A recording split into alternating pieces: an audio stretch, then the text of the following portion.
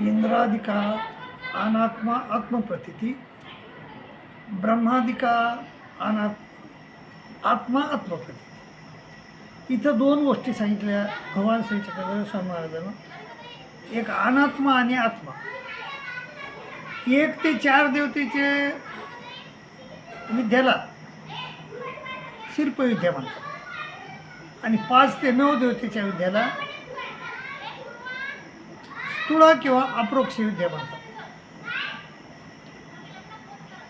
81 कोटी 1,10 देवता आहेत आणि त्या देवतांच्या तेवढ्याच विद्या आहेत. तर जेवढ्या देवता येतात तेवढ्या त्यांच्या विद्या आहेत. पण भगवान श्री चक्रधर स्वामी महाराजांना आपल्याला फक्त 17 विद्येची नाव सांगितली, बाकीच्या विद्येची नाव आपल्याला सांगितलेली नाही. तर इंद्राची विद्या अंकुशमुद्रा आहे, चंद्राची प्रल्हाद विद्या आहे, सूर्याची छायाबिंब आहे, ब्रह्माची शंकरी, विष्णूची शुद्ध, महादेवाची शांभवी आणि शेषनारायणाची वेदवंती, कराळी नाद, विक्राळी बिंदू, उमापती कळा, पशुपती ज्योती, सदाशिवलो, ब्रह्मा अवस्था, विष्णू आनंद, महादेव आवेशू, विश्व समल शांभव आणि चैतन्य शुद्ध शांभव. तर अशा देवताच्या विद्यांना आपल्याला माहीत आहेत. तर या 81 कोटी 1,10 देवतांच्या विद्या आहेत. तर 72 कोटी विद्याला शिल्पविद्या म्हणतात आणि 9 कोटी 1,10 देवतांच्या ज्या विद्या येतात तर त्यांना अप्रोक्ष किंवा स्थूळ विद्या म्हणतात. तर माय बाबा, ह्या अप्रोक्ष शिल्पविद्या ज्या आहेत त्या कमी प्रतीच्या विद्या आहेत, त्या कमी सुख देणाऱ्या विद्या आहेत. आणि 5 ते 9 स्थानीच्या विद्या ह्या म्हणजे मोक्षतुल्य विद्या आहेत. त्या म्हणजे चैतन्याची आणि विश्वेची विद्या, तर त्याला मोक्ष म्हणतात. तर त्याला शक्य शांभव असं म्हणतात. तर अशा ह्या विद्या येतात. तर 1 ते 4 स्थानीच्या विद्या झाल्यानंतर जीवाला मळ आणि पिंड असतात तर प्रकाशतातच, परंतु त्याशिवाय विद्या होतच नाही. मळ आणि पिंड असतात प्रकाशते हे जरूर, परंतु माखापाखा प्रकाशतात, सदोदित प्रकाशत नाही. म्हणजे महिन्यातून माखापाखा म्हणजे अमावस्याला पौर्णिमेला त्याला प्रकाशतात. त्यामुळं 1 ते 4 देवतेचे फळी आपल्या खालील फळी याला म्हणजे स्वर्गाची फळी आहे, त्याला खालील सर्व फळी दिसतात, सर्व जीव दिसतात. तर त्या जीवाला फळी याला ते सदोदित बघू नाही शकत, कारण मळ सदोदित प्रकाशत नाही त्याला, त्यामुळे ते बघू शकत नाहीत. त्यामुळे ते प्रतीतीच्या परमाणूद्वारे बघतात.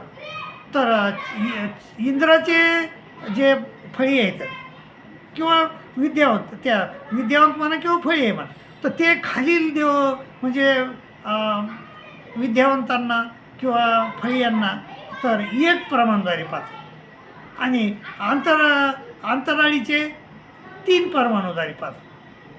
अष्टदेवनीचे 5 परमाणूद्वारे पाहतात आणि कर्मभूमीच्या देवतेचे फळीये जे आहेत ते खालील जीवांना आणि याला तर कितीच्या परमाणूद्वारे पाहतात, 9 परमाणूद्वारे पाहतात. असं त्यांचं देखणं धोष्टर होत गेले. आणि मग याला अनात्मा म्हणलेलं आहे. प्रतीच्या परमाणूला काय म्हणलेलं आहे? अनात्मा. म्हणजे आत्मा म्हणजे मळ आणि अनात्मा म्हणजे मळ नाही. म्हणजे ते मळ आहेत का? ते परमाणू आहेत प्रतीचे, बरोबर आहे. परंतु 5 ते 9 स्थानीचे जे विद्यावंत येतं किंवा फळी येतं ते कशाद्वारे बघतात? आत्मा म्हणजे मळ आणि अनात्मा म्हणजे मळ नाही. म्हणजे खालील देवतेचे विद्यावंत प्रतीच्या परमाणूद्वारे म्हणजे अनात्माद्वारे पाहतात जीवाला आणि फळी यांना खालच्या आणि 5 ते 9 स्थानीचे फळी त्यांना सदोदित मळ प्रकाशतात. त्यांना अष्टस्वभाव नसतात. कोणाला? 5 ते 9 स्थानीच्या विद्यावंतांना अष्टस्वभाव नसतात. ते संसाराच्या लागी नाहीत, संसार बी करू शकत नाहीत आणि मनुष्य देहाचा लेप त्यांचा बंद होतो आणि विद्याचा लेप त्यांचा चालू होतो. परंतु खालील देवतेच्या म्हणजे 1 ते 4 स्थानीच्या देवतेचा मनुष्य देहाचा लेप बंद होत नाही. ते संसार करू शकतात आणि संसारात राहून सांसारिक कामं बी करू शकतात. त्यांना लेकरं बाळ बी होतात तर असे विद्यावंत मी क्वचित माझ्या नजरेतून गेलेले आहेत. पण आता विद्यावंत नाहीत म्हणले देव, परंतु क्वचित विद्यावंत मला असं माझीच कल्पना झाली. होता का नाही तो विद्यावंत काय माहीत नाही मला, परंतु तसा विद्यावंत माझ्या लक्षात आलेला आहे. तर असे हे विद्यावंत असतात आणि त्यांना संसार करतात. 1 ते 4 स्थानीचे विद्यावंताला म्हणजे अष्टस्वभाव असतात. ते प्रपंच देखील करू शकतात. त्यांना लेकरबाळ बी होतात.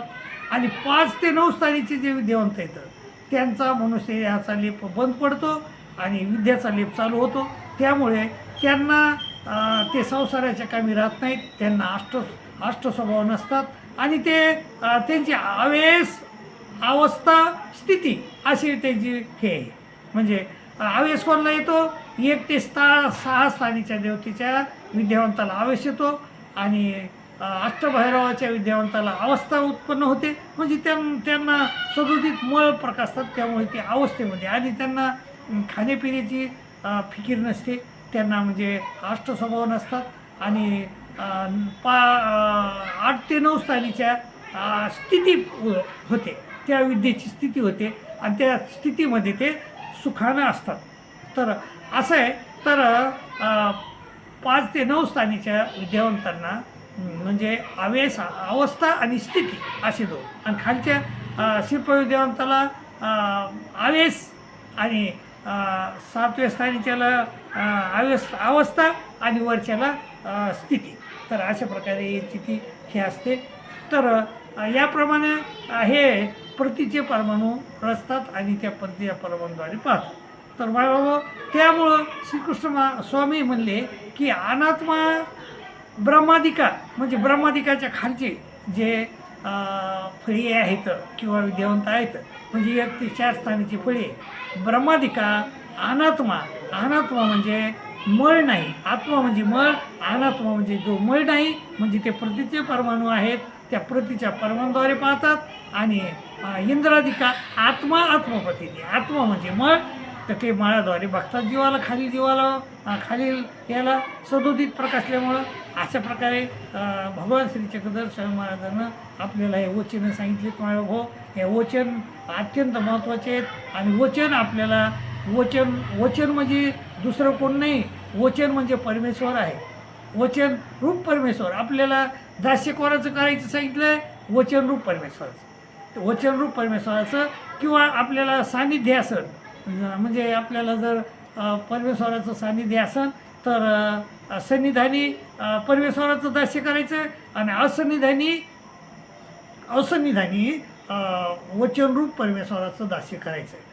बाकी लोक काही बी सांगतात तुम्हाला तर तसे कोणाचंही दास्य करीत बसायचं नाही आणि तसं दास्य करायचं देवानं सांगितलं नाही. कोणीही साधूचं संताचं दास्य करा पण ते पडली याची शुश्रूषा किती म्हणली. पण त्याचे भांडेन वासनं घासण्यात मतलब नाही. तर तसं दास्य करायचं सांगितलेलं नाही. तर त्याप्रमाणे मायबाबा दास्य करू नये. त्यामुळं काहीही तुम्हाला फरक पडत नाही. तुम्हाला काही परमेश्वर त्यातून होत नाही. पण वचनरूप परमेश्वराचं दास्य जर तुम्ही केलं तर निश्चितच तुम्हाला परमेश्वर होतो. कारण देवानं जे सांगितलं तर त्याप्रमाणे आपण जर त्या वचनरूप परमेश्वराची सेवा जर आपण केली तर आपल्याला निश्चितच परमेश्वर प्राप्ती होऊ शकते. तर ह्याप्रमाणे हे वचनं हे आपल्यासाठी परमेश्वर होऊन बसलेले आहेत. तुम्ही लक्षणस्थळ जर पाहिलं तर लक्षणस्थळात सांगितलेलं आहे की वचनच परमेश्वर झाला आणि लक्षणस्थळामध्ये तसे पक्ष आलेले आहेत. तर ते पक्ष बघा तुम्ही. आणि वचन म्हणजे परमेश्वर आहे आणि त्या परमेश्वराची आपल्याला दास्य करायचं. वचनरूप परमेश्वराचं दास्य करायचं आहे मायबाबा. तर हे वचनं अत्यंत महत्त्वाचे आहेत आपल्यासाठी. त्यामुळं प्रत्येक वचन हे आपल्याला अर्थ आपल्याला समजलं पाहिजे. त्यामुळं मी तुम्हाला एक पुस्तक लिहिलं आहे. अत्यंत सुंदर पुस्तक येते म्हणजे त्याला विचारधन असं म्हणले मी. विचार आणि विचार मालिकेचे सूत्राचे अर्थ मी त्याच्यात दिलेले आहेत. मायबाबा ते सूत्राचे अर्थ बघा आणि तुमचं भलं करून घ्या अशी मी तुम्हाला नम्र विनंती करतो आणि तुमची रजा घेतो. दगड प्रणाम.